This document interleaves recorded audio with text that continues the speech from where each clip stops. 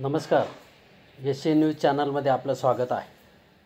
संपूर्ण राज्यभर वेगवेगळ्या कारणांनी ज्येष्ठ नागरिकांची अनेक ठिकाणी फसवणूक झाल्याचे प्रकार उघडकीस आलेले आहेत. या संदर्भात नाशिक येथील Jaishankar Vijayangan senior citizen club आणि न्यूज चॅनलतर्फे जनजागृती मोहीम आपण नियमितपणे राबवतो आहोत.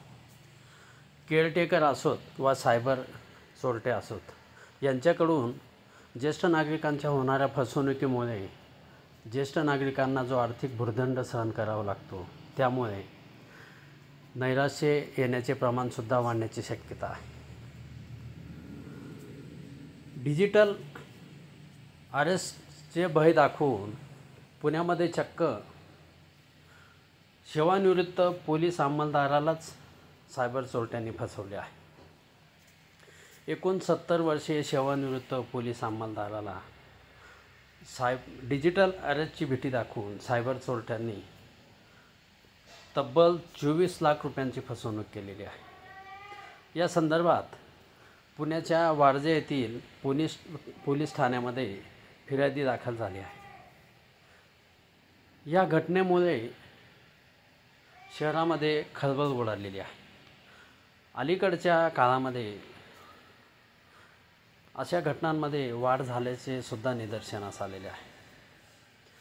मात्र पुण्यातील सुशिक्षित ज्येष्ठ नागरिकाच्या वाट्याला सायबर चोरट्यांकडून येणारी फसवणूक नक्कीच धक्कादायक आहे. संबंधित पोलीस अंमलदार त्याने आयुष्यभराची जमवलेली पुंजी सायबर चोरट्यांनी वेगवेगळ्या खात्यांवर ट्रान्सफर करून जी फसवणूक केली आहे, त्यामुळे ह्या कुटुंबाला प्रचंड मोठा मनस्ताप सहन करावा लागतो आहे. ऑगस्टच्या 9 तारखेला फिर्यादीच्या पत्नीच्या मोबाईलवर प्रदीप जयस्वाल नाव सांगणाऱ्या व्यक्तीचा एक व्हॉट्सअप कॉल आला होता. संबंधित व्यक्तीने स्वतःला डाटा फायनान्स ऑफ इंडियामधून बोलत असल्याची ओळख करून दिली. या व्यक्तीने फिर्याद दिलेल्या पती पत्नीवर पॉप्युलर फ्रंट ऑफ इंडिया या दहशतवादी संघटनेची संबंध असल्याचा त्याने आरोप केला. त्याचबरोबर नाशिक येथील पंचवटी पोलीस ठाण्यामध्ये त्यांच्या विरोधात मनी लॉन्ड्रिंगची केसही दाखल असल्याचे, अटक वॉरंट असल्याची त्याने माहिती दिली.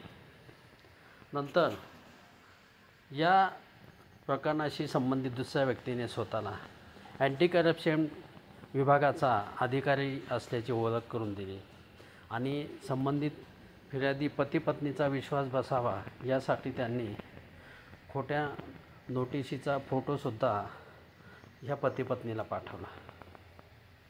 तुम्ही सेवानिवृत्त पोलीस अधिकारी आहात, आम्ही तुम्हाला मदत करू, पण तुम्हाला डिजिटल अरेस्ट केलेला आहे, तुमच्या खात्याची तपासणी करावी लागेल असं सांगून या सायबर आरोपींनी संबंधित पती पत्नीवर दबाव आणला.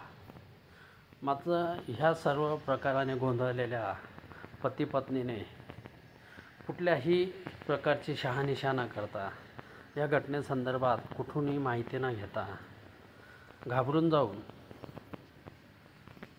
ऑगस्टच्या पहिल्या आठवड्यामध्ये घडलेल्या घटनेनंतर संबंधित सायबर चोरट्यांनी दिलेल्या वेगवेगळ्या बँक खात्यांवर 24 लाख रुपये ट्रान्सफर केले.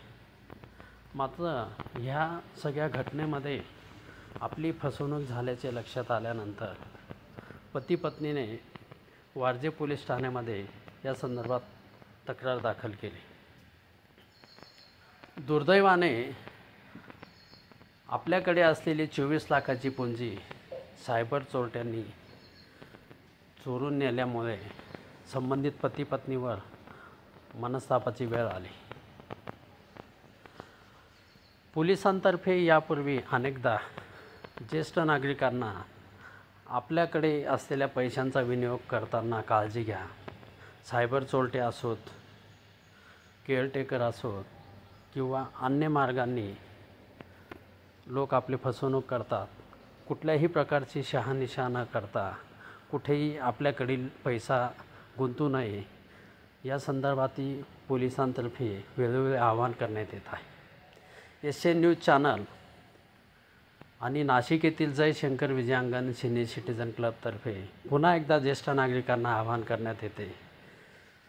आयुष्यभर आपल्या मावळतीकडे झुकलेल्या प्रवासाकडे जात असताना कुठल्याही प्रकारची शहानिशा न करता कुठेही आपल्याकडील रक्कम गुंतवू नका.